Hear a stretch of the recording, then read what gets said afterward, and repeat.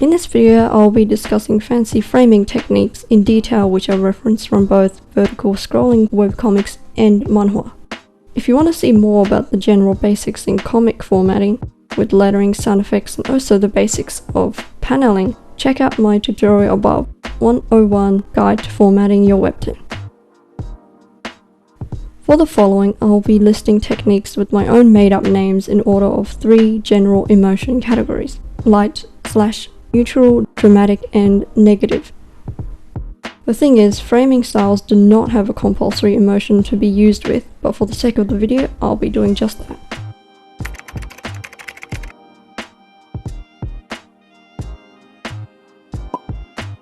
The first frame sits on top of the second frame slightly.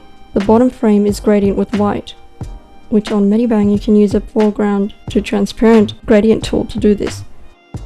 While the background of the frame is covered, the upper layer closest to the camera, in this case are the leaves of a tree, is unaffected. You can only do this with objects that can be isolated, such as street lamps, branches, a building, or strings. There are 2 exceptions. When this set is in the very beginning of the episode or the whole canvas is based on that color, another option is to use the usual paneling method instead. Personally, I prefer gradient as it appears less chunky. Between frames, small patterns like dots, sparkles, leaves can be spread lightly to add to the sense of setting. For example, if it's set in a forest, you can add small leaf patterns here and there in the frames and buffers. If it's a romantic moment, you can dump flower stickers everywhere. Another popular form is when music is being played or a song is being sung. Between and across the frames that the song appears, you can string along music symbols or lyrics to the song on a wispy cloud-like string. To show thoughts of a character or characters, you can place the thought bubble frame, which the corners could be airbrushed non-circular frame at the top of the scene showing the actual setting.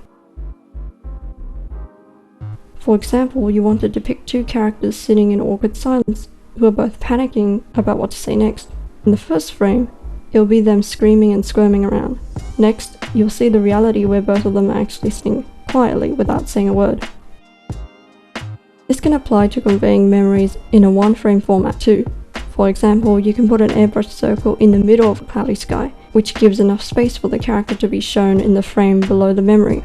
Another way to convey memories can simply be a panel depicting the memory but without borders. You can always put smaller frames that happen in the same setting on top of a larger panel. An example is someone is talking to another, and the other person reacts with confusion, then looks down in disappointment. Sometimes you don't even have to have borders around your frame.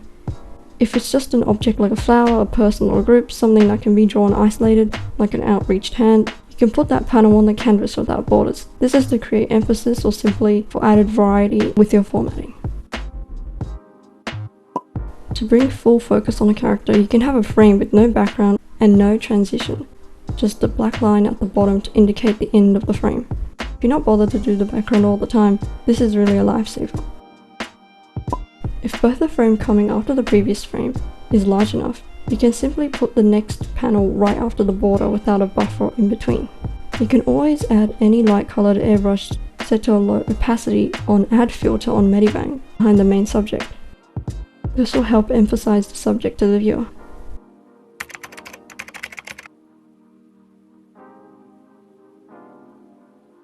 Speed lines can be used to transition to the next frame, which usually is a dramatic scene.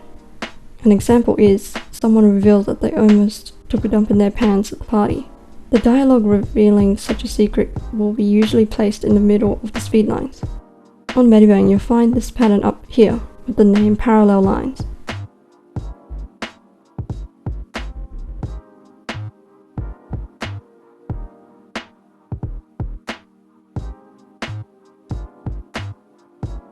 Behind the text you can add the lightning pattern or the jagged line with dots pattern diagonally downwards to create extra effect.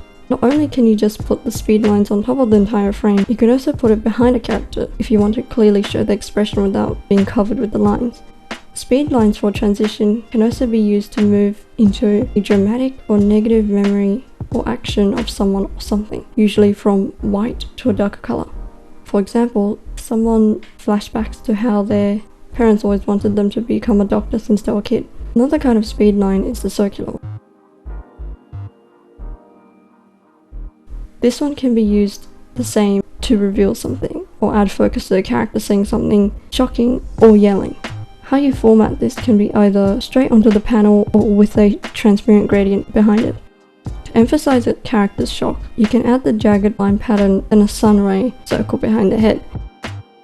Another way of transitioning between scenes is changing the buffer of a frame to a darker color like black, then placing the last dialogue spoken on top of that. Then after some space, the buffer gradients back to the original canvas color. A similar method is using two different buffer colors with gradient. First, a transparent color layer for the first half, then vice versa for the next. On top, patterns like lightning is overlaid for extra dramatization. Characters and elements of the scene can often protrude out of the frame to give more of a jarring effect. Not only is it fun, but it can also save you some of the background to draw. An example is, you want to introduce a character. You can do a full body shot with the background only behind 2/3 of the subject. Or when someone punches someone in the face, you can draw the person getting punched and pushed out of the panel. This technique can simply be just to add more interest to the frame.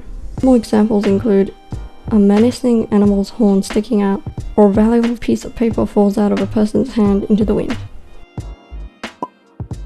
Another type is combining two consecutive frames without a buffer in between, and overlapping in the second frame. For example, there is a view of a knife, and the character's reaction to it in the second, or someone is standing in the distance and they notice someone approaching them. For more of a dramatic effect, you don't even have to have a border between the panels.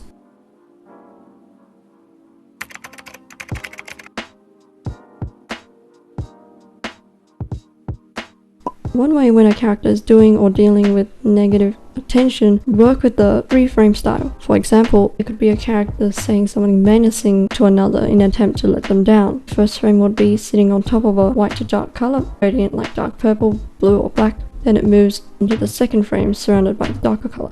That color is always covered with patterns such as patches and basket hatches that are slightly lighter tone to the background color. Then it moves again from the color to white, not using gradient but a sharp edged pattern. And towards the bottom of the pattern, a too transparent gradient is placed to transition back to the next frame.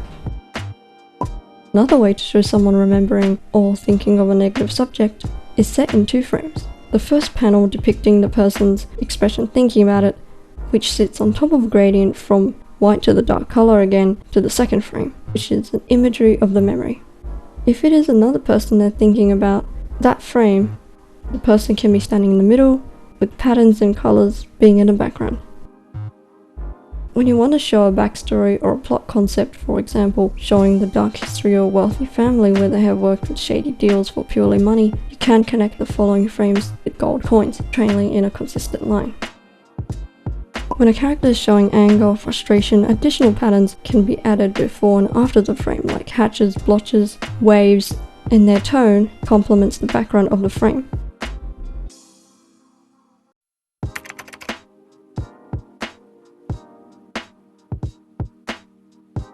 As a conclusion, don't feel restricted to just these combinations. You can use your own patterns and creativity to come up with ones that most suit your story. Do tell me any paneling techniques that I might have missed. In the future, I'm thinking of making a tutorial solely focused on formatting and drawing action webtoons. So please do subscribe if you want to keep updated with my tutorials. You can check out my webcomic and Tumblr in the links below, and see you in the next video.